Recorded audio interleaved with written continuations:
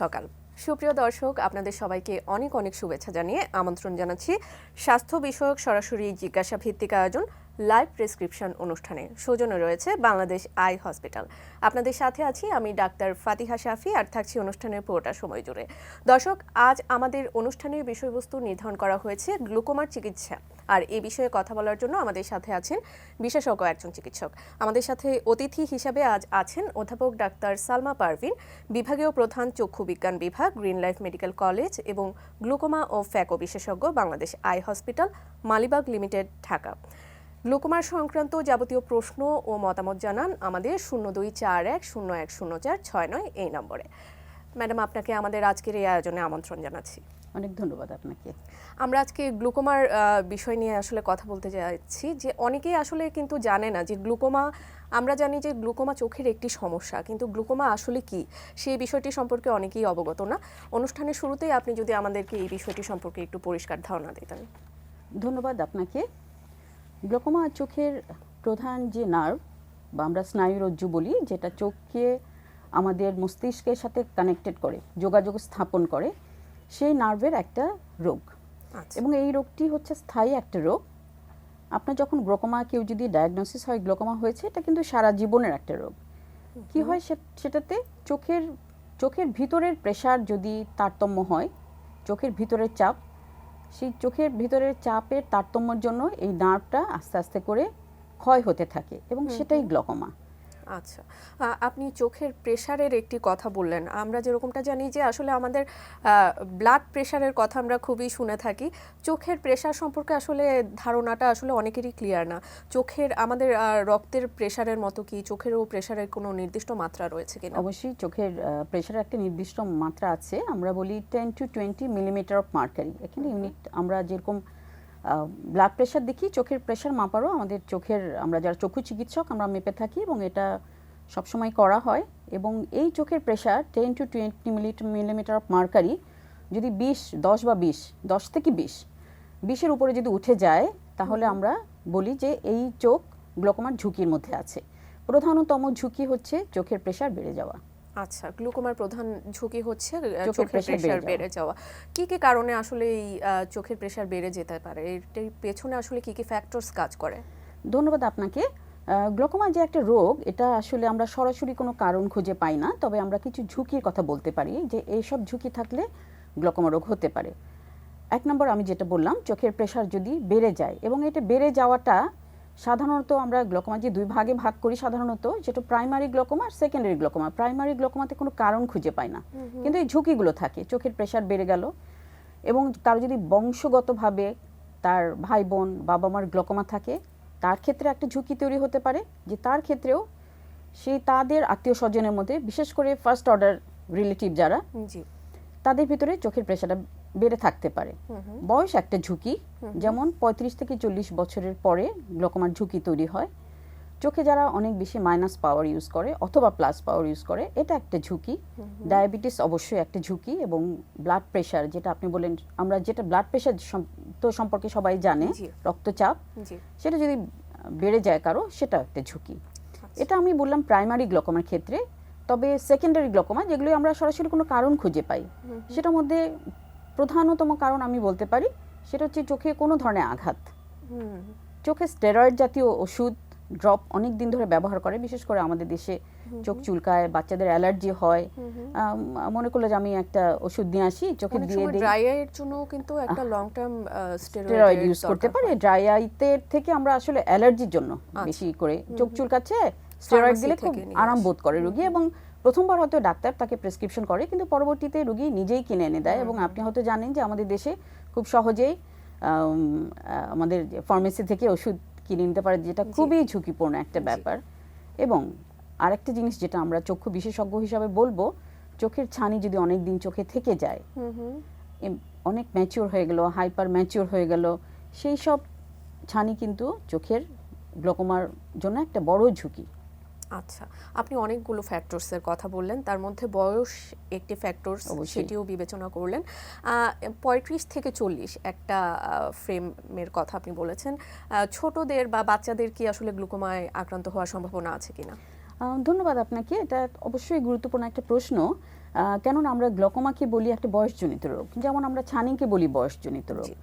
তবে গ্লকোমা কিন্তু মায়ের পেট থেকে নিয়েও কোনো বাচ্চা জন্ম হতে পারে গ্লকোমা, আচ্ছা। সেটাকে আমরা বলি জন্মগত গ্লকোমা বা আচ্ছা। Congenital glaucoma.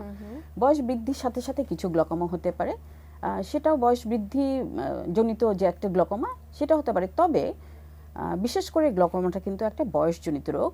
যত বেশি বয়স বাড়তে থাকে গ্লকোমার ঝুঁকি তত তৈরি হতে থাকে।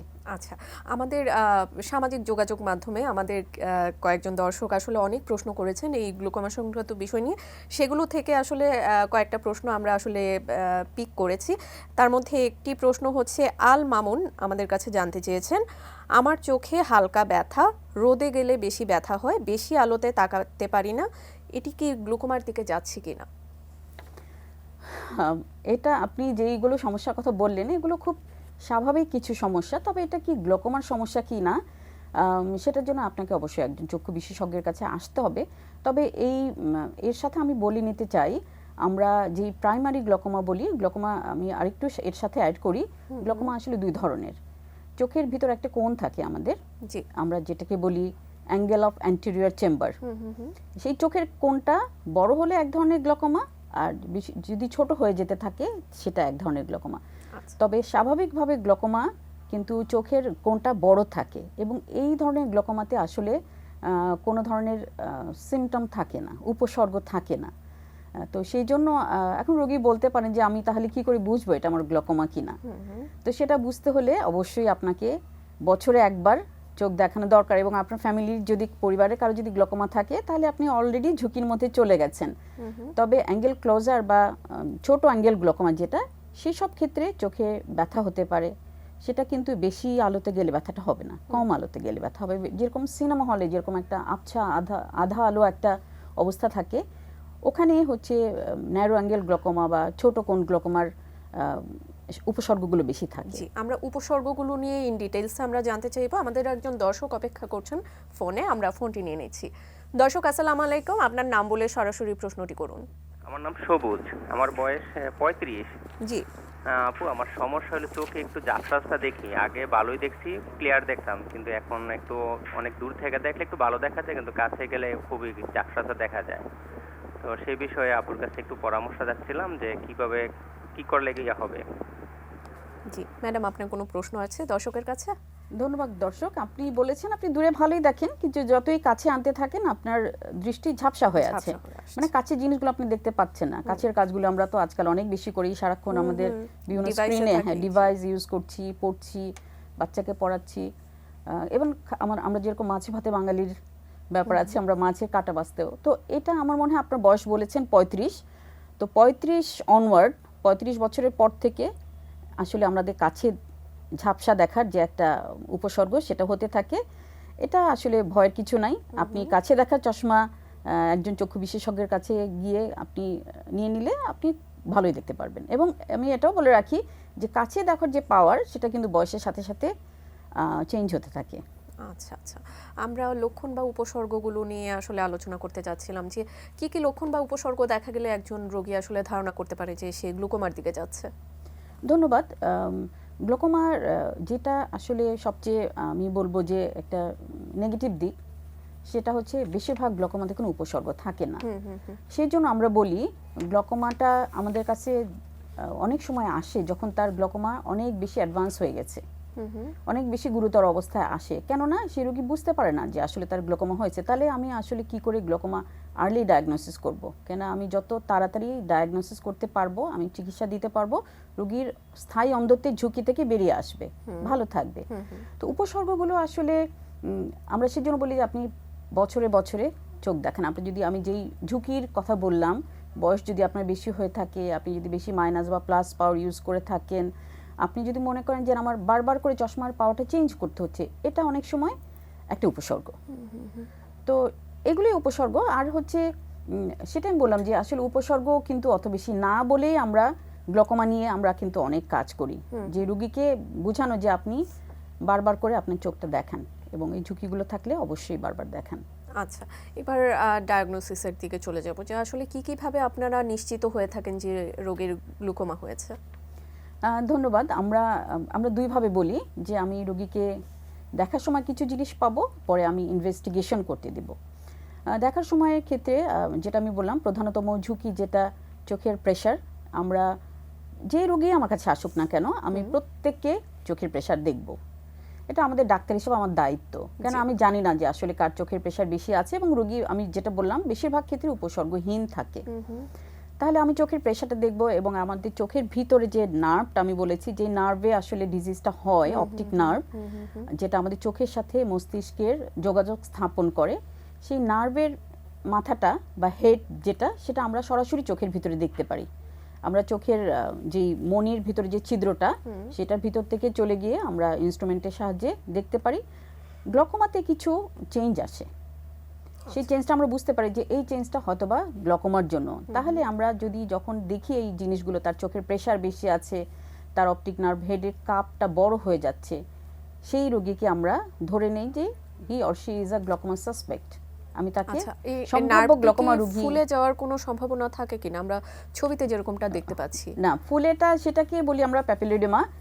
কাপ যে ভিতরে যে পেইল অংশটা, ঝাপসা অংশটা, সেটা আস্তে আস্তে কাপটা বড় হতে থাকে। যত বেশি নার্ভ ড্যামেজ হতে থাকে তত বেশি কাপটা বড় হতে থাকে। তো এই বড়টাই আবার গ্লকোমার এক ধরনের, স্পেসিফিক্যালি এক ধরনের বড় হওয়া। তো সেটা আমরা দেখলে আমরা ধরে নেই যে এটা হয়তো সম্ভাব্য গ্লকোমার পেশেন্ট রোগী, এবং আমরা তখন কিছু ইনভেস্টিগেশন করতে দিই। ইনভেস্টিগেশন আমাদের দেশে খুবই ভালো আছে, অ্যাভেলেবল আছে, অনেক হসপিটালে এটা হয়ে থাকে। আমরা চোখের ভিতরে একটা ছবিটা তুলে নিই, ডকুমেন্ট রাখি যে এই রোগী পরবর্তীতে আমার কাছে যখন আসবে, এই কাপটা আমি যতটুকু দেখছি তার থেকে বেড়ে গেল কিনা। এটা এক ধরনের আমরা বলি কালার ফান্ডাস ফটোগ্রাফি। আমরা ওসিটি করতে পারি, অপটিক্যাল কোহারেন্স টোমোগ্রাফি, আমাদের দেশে খুবই অ্যাভেলেবল। আমরা চোখের কর্নিয়ার থিকনেস কতটুকু আছে, সেন্ট্রাল কর্নিয়ার থিকনেস, সেটা আমরা দেখি। এবং সবচেয়ে বড় একটা ইম্পর্টেন্ট পরীক্ষা, সেটা হচ্ছে ভিজুয়াল ফিল্ড অ্যানালাইসিস।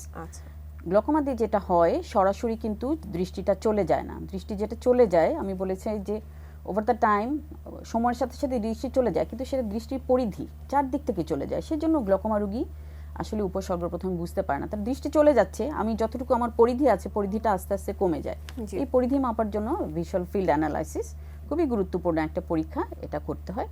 তারপরে আমরা দুইটাকে মিলিয়ে দেখি যে আসলে সে মানে গ্লকোমা কিনা। আমি প্রথমে সম্ভাব্য ধরে নেই, তারপর আমি কনফার্ম হই যে না, সে গ্লকোমা রোগী, সেই হিসাবে আমরা তখন চিকিৎসা দিয়ে থাকি। আচ্ছা, চিকিৎসা প্রসঙ্গে আমরা আসছি। আমাদের একটি বিজ্ঞাপন বিরতির সময় হয়ে গেছে, আমরা সেই বিরতিটির পর চিকিৎসা সংক্রান্ত বিষয় নিয়ে আলোচনা করছি। ঠিক আছে দর্শক, সময় হয়ে গেল লাইভ প্রেসক্রিপশন থেকে ছোট্ট একটি বিজ্ঞাপন বিরতির। কোথাও যাবেন না, আমাদের সাথেই থাকুন।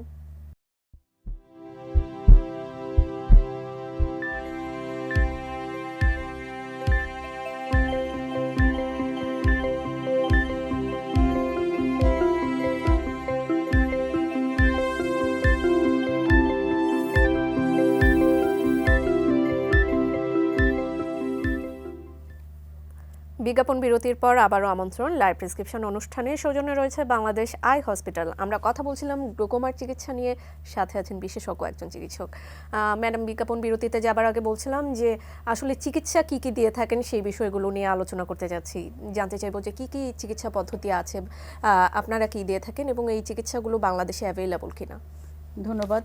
রোগ যখন থাকবে, চিকিৎসা নিয়ে তো কথা বলতেই হবে।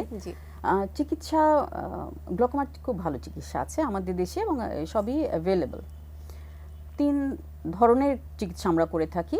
কিছু হচ্ছে ওষুধ দিয়ে করে থাকি, মেইনলি চোখের ড্রপ, এবং খুব বেশি বেড়ে গেলে তখন চোখের ড্রপে কাজ না হলে আমরা মুখে কিছু ওষুধ দিয়ে থাকি, এবং অনেক সময় ইনজেকশন হিসাবে স্যালাইনের ভিতরে দেওয়া যায় বিভিন্ন গ্লকোমার আপনার অপারেশনের আগে, সার্জারির আগে।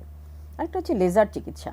লেজার চিকিৎসাও আমাদের দেশে অ্যাভেলেবল, এবং আলটিমেটলি আমাদের সার্জারির দিকে চলে যেতে হয়, সেটাও আমাদের দেশে সব গ্লকোমা সার্জনরা ভালোভাবেই করে থাকেন। আচ্ছা, আমাদের আরও একজন দর্শক আসলে আমাদেরকে অনলাইনে জানতে চেয়েছেন। ওনার নাম হচ্ছে সাজ্জাদ। উনি আমাদের কাছে প্রশ্ন রেখেছেন, আমার বাবার 10 বছর আগে গ্লুকোমা ধরা পড়েছে, চিকিৎসা নেওয়ার পর এখন ভালো আছে, ওনার কি আবারও হওয়ার সম্ভাবনা আছে কিনা? ধন্যবাদ দর্শক। আমি আপনাকে এই যে কথাটা বলতে চাচ্ছি, গ্লকোমাটা একটা স্থায়ী রোগ।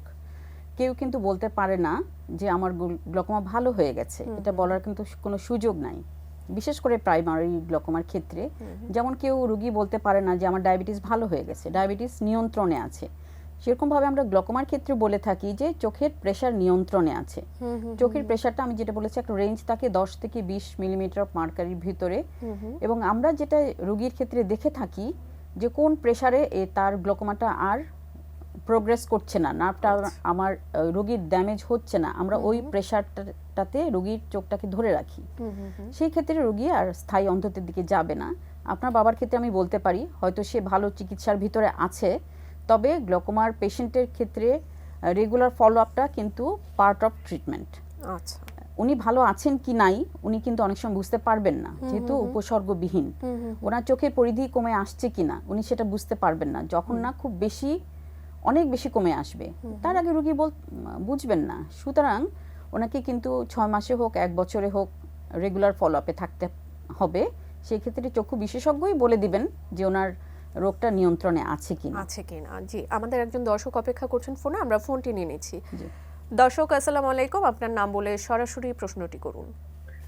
ওয়ালাইকুম আসসালাম, আমি ফারজানা বলছি। আমি জানতে চাচ্ছিলাম যে গ্লুকোমার ক্ষেত্রে প্রিকশন হিসেবে কি কি ধরনের পদক্ষেপ নেওয়া যেতে পারে আর কি, আচ্ছা, যদি আমরা জি, আমাদের দর্শক প্রতিরোধ ব্যবস্থা সম্পর্কে আসলে জানতে চাইছেন কি কি আসলে প্রতিরোধ। ধন্যবাদ দর্শক, আমি ওই ঘুরে ফিরে আসলে একই কথায় আসতে হচ্ছে যে আমার গ্লকোমা হবে কিনা, আমি কি প্রতিরোধ নিতে পারি।